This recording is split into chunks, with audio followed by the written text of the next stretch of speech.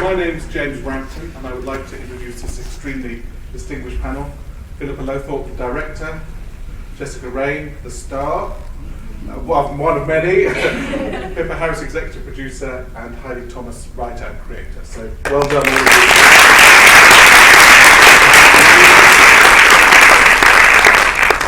you. If you're all ready to start and wipe away your tears, Heidi, let me start by asking you, how did you first hear about Called Midwife?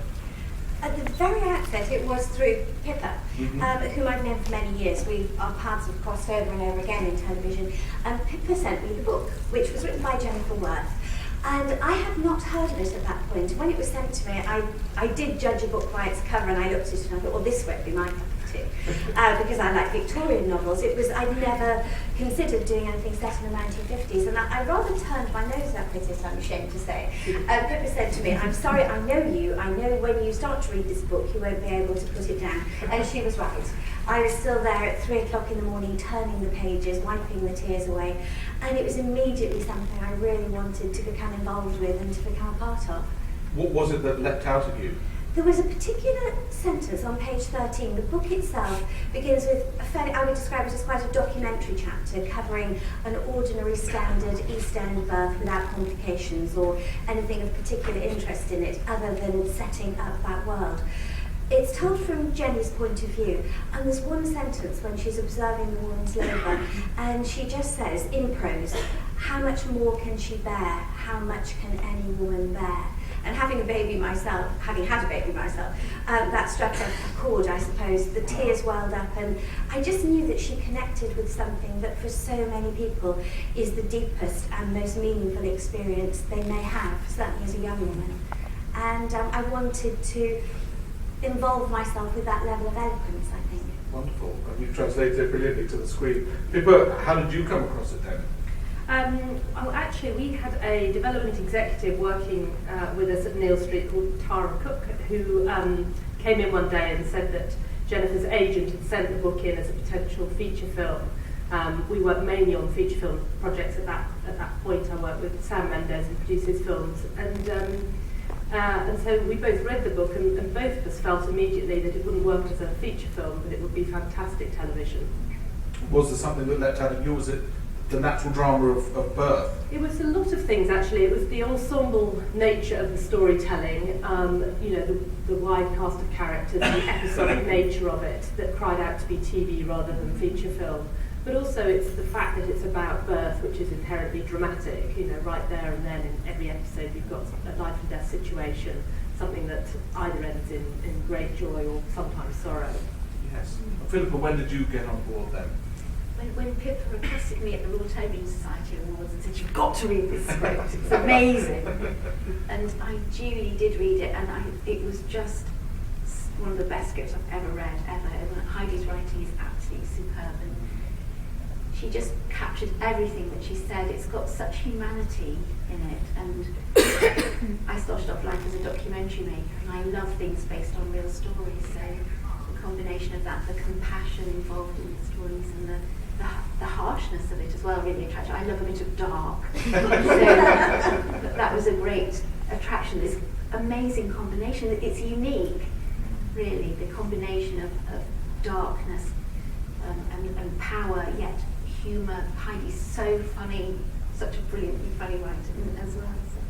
So Jess, when you were cast, what appealed to you about the role? Did you immediately connect with her? Well, I'd read the books a year or two before, because my mother had given me them. Just by chance? Yeah, I used to live in East London. I was always interested in the history of it, and she read them and just handed it over one day, apropos of nothing. And so I got the audition, and I guess I had a bit of a head start because I read the books. And the adaptation was incredible, and I just felt a lot of empathy for Jenny, because she was sort of an innocent in this world. She's got an old head on young shoulders, but she's still a very inexperienced midwife, and being thrown into the East End of London, essentially. I thought that was dramatically really interesting. Did you feel any similarities with her? being a young Me woman? being thrown into the BBC prime time slot. It was intimidating, but we've got a lot of, understanding and supportive people in our crew and behind the scenes, and it made it a lot easier. Heidi, you've had many big hits before, Cranford and other wonderful films. Did you have any idea about the magnitude of this? Can you ever predict that? No, and everybody said nobody will watch this show. So we were in the actual position of gloom. They said men won't watch it, young women won't watch it, pregnant women will be frightened by it. So it didn't really leave a very big audience. But I think we all had a wonderful experience working on it, and you always hope that the joy and the pleasure you feel when you make something, when you've got a tight team, when you're all rowing in the same boat, you want to share that pleasure with other people, but it doesn't always work out that way. So this was a real pleasure when it was met with such warmth. Amazing. As Ben said, the biggest ever debut for a drama since records began. What do you think people connected with when it first went down? Well, I think, as Philippa was saying, I think it's that mixture of humour and pathos. I think people actually enjoy being made to cry. I've probably said that before somewhere, but I think people do want to be able to invest in television. They want to be able to to be made to care about the characters and the situations. And also, I think it's that combination of social history as well. It's shining a light on a recent period of history that many people will remember, but many others won't. And it's fascinating to look back and think that was only 50 years ago. It's amazing. It was so recent. I mean, some of us may even have been alive then. It's extraordinary. None of us. Perish for thought. Philippa, what was it that you think struck a chord for people when it made such a huge impact last year? I think there are a few things.